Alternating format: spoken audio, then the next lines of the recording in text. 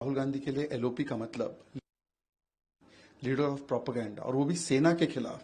पर देखिए ना, सेना का अपमान, पाकिस्तान और चाइना का गुणगान, यही बन चुकी है इनकी एकलौती दुकान। क्योंकि चाइना का लेकर चंदा, उनके साइन किया एमओयू वाला एजेंडा, और करते हैं उन्हीं का आगे झंडा। ये पहली बार थोड़ी है। सेना के मनोबल को तोड़ने के लिए सर्जिकल स्ट्राइक पर सवाल खड़े करना, बालाकोट एयर स्ट्राइक पर सवाल खड़े करना, खून की दलाली बोलना, सड़क का गुंडा बोलना, कारगिल विजय दिवस नहीं मनाना, फिर किस प्रकार से अभी ऑपरेशन सिंदूर पर भी आपने देखा होगा कि सरेंडर कहा राहुल गांधी ने। और जो राहुल गांधी ने बोला कि चाइना हमारी जमीन पर बैठा हुआ है, इंडियन आर्मी ने इसका खंडन किया। जो राहुल गांधी ने बोला कि चाइना की सेना ने हमारे सैनिकों को पीटा, इलाहाबाद हाईकोर्ट ने खंडन किया। पर Rahul Gandhi supreme court certified liar है। रफाल में भी कितना झूठ बोला। तो ये पिनोकियो ऑफ इंडियन पॉलिटिक्स है। और न ये सेना को बख्शते हैं, न ये संवैधानिक संस्थाओं को बख्शते हैं। अब देखो ईसी पर क्या बोलते हैं कि मैं एटम बॉम्ब लगाकर फोड़ दूंगा, कहीं दिखेगा नहीं ईसी। सेना का अपमान, संस्थाओं का अपमान, और केवल चाइना और पाकिस्तान का गुणगान, यही बन चुकी इनकी पहचान। मेरे हिसाब से अगर मैं राहुल गांधी की जगह पे होता तो मैं एक मिनट भी एलओपी पद से चिपका नहीं रहता, क्योंकि ये सीधे सीधे उनकी नैतिकता पर सवाल खड़े करने वाला आज एक फाइंडिंग आया है। सर, संजय राउत ने बोली है कि लोग आतंकवादी इसीलिए बनते हैं क्योंकि उनको शिक्षा, खाना और नौकरियां नहीं मिलती।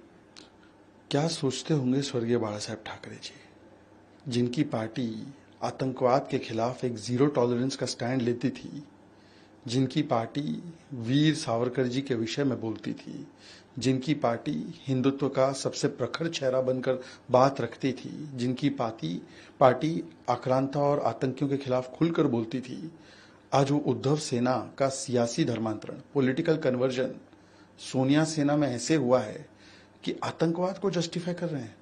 अरे संजय राउत, बताओ जरा कि अजमल कसाब नौकरी ढूंढने आया था क्या मुंबई? ये जो मुंबई, चेन्नई, बेंगलुरु, पुणे, हैदराबाद, जयपुर, ये अनेकों ब्लास्ट हुए यूपीए के जमाने में, ये सब एम्प्लॉयमेंट ढूंढने आए थे इंडियन मुजाहिदीन के लोग। और ये अलकायदा का ओसामा बिन लादेन, क्या ये एजुकेशन या एम्प्लॉयमेंट की वजह से आतंकवाद करता था?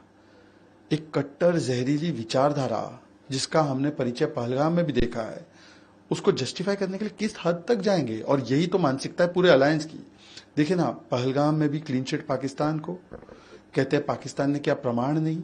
और फिर पुलवामा हो, पहलगाम हो, समझौता हो या 26/11 हो, उसमें हिंदू टेरर का नाम लाना और हिंदू टेरर है ये जस्टिफाई कर देना, और इस्लामिक जिहाद जो होता है उसको जस्टिफाई करने के लिए बोलना ये एजुकेशन के मारे बच्चे, ये एम्प्लॉयमेंट के मारे, जैसे अफजल गुरु हालात का मारा, याकूब मेमन है बेचारा, इस प्रकार का नैरेटिव देना। मुझे लगता है बाला साहब ठाकरे जी की आत्मा बहुत आज दुखी हुई होगी।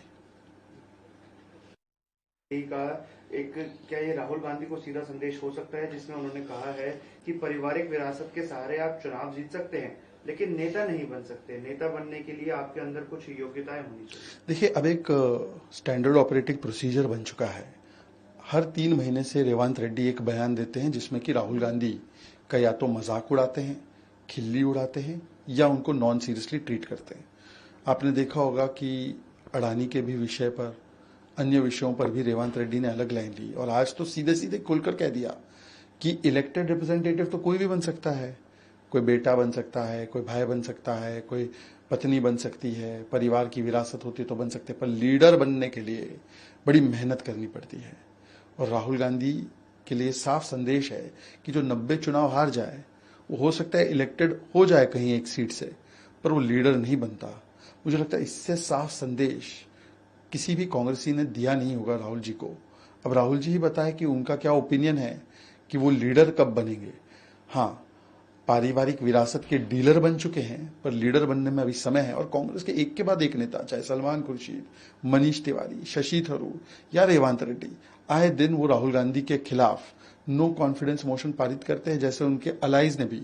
तो देखिए, न जनमत साथ में 90 चुनाव हारे, न संगत अलाइज साथ में, न पार्टी के लोग उनके साथ में, केवल जनपद उनके साथ में है।